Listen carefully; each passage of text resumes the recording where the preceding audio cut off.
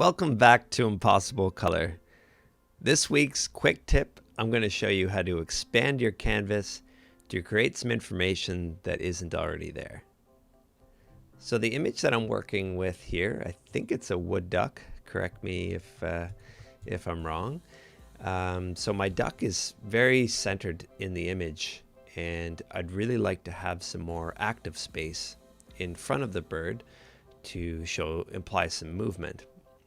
For a lot of action photography and things like that, having more active space in front as opposed to dead space in the back gives a much more dynamic image.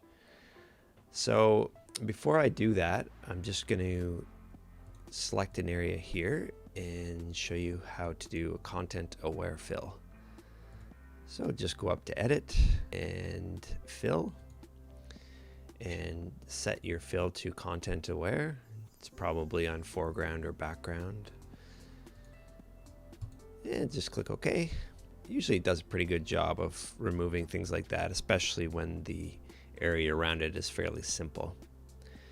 So the reason we need to know that is we're going to be expanding the canvas, and we're going to be doing a content aware fill in front. So I'm going to get my bird roughly on my third line there.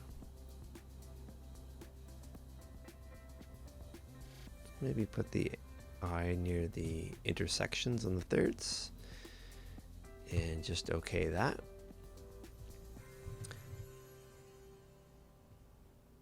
And I'm going to do an inverse selection on what was already there. And now I'm going to go edit, fill, and content aware. The more space that you have, the longer it's going to take to fill this up. Sometimes you get it on the first shot. Sometimes you may need to do part of the fill a second time, or maybe even a third. And you can also use your other touch-up tools. You want to do a spot removal, patch tool, or anything else to add some variation at the end. But that's looking pretty good. Just forgot to hit enter on my crop there, but that's okay.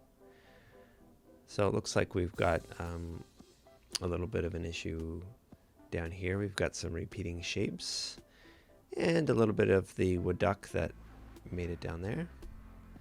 So let's just select some of these pieces, and we've got some kind of strange line happening here and some repeating shapes in here.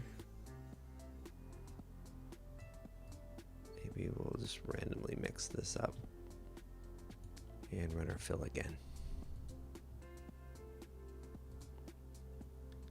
So that's the basics of all you need to do to expand your canvas and give more active space in front so that you can have a much more balanced image. If you want to spend more time, you can use the spot healing brush, change up some bits here and there, but that's stuff for a different tutorial. I hope the expand canvas technique works for you.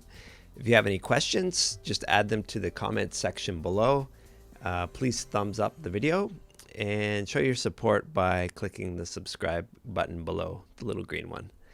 Thanks for checking out Impossible Color, and we'll see you next week.